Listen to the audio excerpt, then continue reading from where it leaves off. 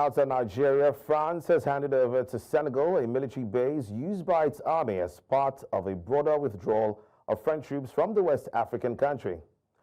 Senegal's President Bassirou Dioumaye Faye announced late last year that former colonial power France would have to close its military bases in Senegal by 2025, a process that began in March with the first handovers to Senegalese authorities. The French embassy in Senegal, in a statement, confirmed on Tuesday that the country returned a military communications center located in Rufisque, near Dakar. For this conversation, I'm now joined by international affairs analyst Paul Ejime. Thank you so much for joining us. Thank you for having me, too. Good evening. All right, so Paul, tell us, do you see this withdrawal from Senegal as a total, of crisis? Is this of France in its, usual elements would still, have a way of pretending over the affairs of Senegal's military? What do you think about this? So I think it's something that is a continuation of what you call the anti-French sentiment in West Africa, or former colonies in Africa, given the event of the coup from 2020, and from 2022, you remember the three countries that have pulled out of ECOWAS, the Economic Community of West African States, Mali, Burkina Faso, and Niger. And they were accusing ECOWAS of being teleguided, and but perhaps notably by France. And they are saying now they don't want to have anything to do with the colonial past. They have already expelled French troops from their countries, and Chad had also done that. Chad, which is in Central Africa, and Senegal and Cote d'Ivoire.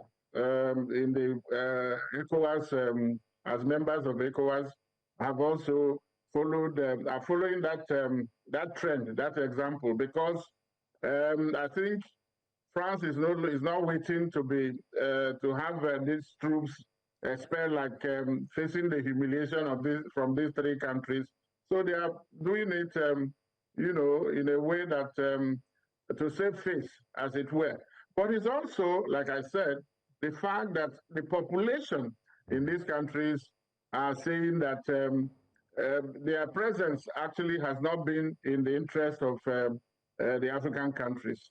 Instead, it is France that has been benefiting. They use the bases to do surveillance, to train their own people, and then for a lot other military benefits that do not actually add value to the citizens of the countries where they are based. In Senegal, I think about 350 are living by they started in April, May, and then with this one, I think the last batch will leave at the end of this month. And so the same thing with the ones in Cote d'Ivoire. It marks a new phase in the French relationship with these countries, and then some will say it means a reduction of the influence of France in this area, because along with the defense or military cooperation, other ties are also being severed or cut. And so France appears to be losing out. You notice that some of these countries, Mali, Burkina Faso, and Niger, they tend to be moving towards Niger for their defense and military needs. Now, you mentioned, you said this, of course, introduces a new phase of relationship between France and Senegal. But after this French withdrawal, what's next for Senegal? Well, you're asking a very good question. But after more than 60 years of independence, do you really need foreign troops in your country? Can't you secure your place? What is the need of independence?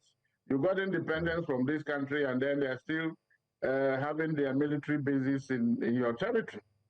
So it's as if giving you a goat and then holding on to the leash, to the rope. It means that what has happened is some will even go as far as saying that what France granted some of these colonies were political independence, that it really didn't follow up with economic and security or military independence. I think so. If it would be in the interest of these countries to begin to think, nationally, to begin to think that they are a sovereign nation and they should act the same way. Of course, there might be filling the gap that these troops will leave is another thing. But I think it has always been to the benefit of the ruling class, the governments, not the people. So I think the earlier, this protection that is being given the leaders is dismantled. I think the better for governance and democracy in all these countries. Should we be bothered, or let's say, can we talk about the narrative around the discomforts being felt by these colonies, which is prompting the French military to withdraw its troops from African countries where they had situated their base? That it is what? I'm saying that should we be bothered? Should we be bothered about the narrative around the discomforts being felt by the countries that of course are being colonized by that have been colonized by the French in the past, which is now prompting the French military to withdraw its troops from the African countries that they situated their base in? Like I said, these countries have been independent for more than 60 years. So are they saying that they are not able to secure their territory? Is that why they have foreign troops there? It still shows that colonial and vestige, the umbilical cord, it means it's still there. So I think the earlier these African countries begin to think for themselves, become independent, both militarily, economically, and not just changing of their flags, when they were granted independence. So why should we be bothered? Yes, of course, because in terms of the fact that it means whatever role they were playing, the nations will now have to take on that role. And I don't know why they shouldn't. Otherwise, what is the essence of independence or sovereignty if you cannot secure your territory? So there might be some consequences, but I think it ought to have happened yesterday, even earlier than now.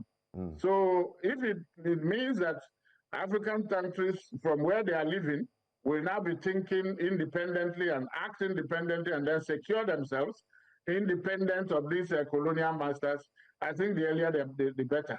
Because in some cases, it hasn't really, there hasn't been much benefit. Just like their relationship. Do you know that these countries, when they got independence, their leaders were made to sign what they call a continuation of colonization treaty. That is where this military pact came about. It also, extends to economic issues.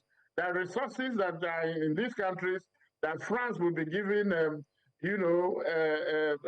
first preference.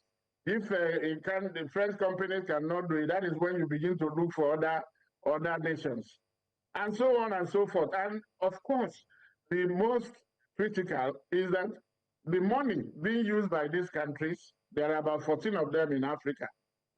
Some of them, the French CFA francs, is being, managed by the French Treasury.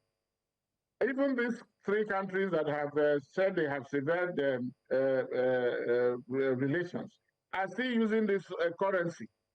And for God's sake, whoever controls your economy or your money controls you. So I think if it leads to, dismantling of these vestiges of colonialism, all the better. But it also means that the countries will have to sit up and then manage their security, manage their finances, and manage their independence. All right, thank you so much, Mr. Paul, for having this conversation with us, and we hope you join us again some other time. Thank you for having me.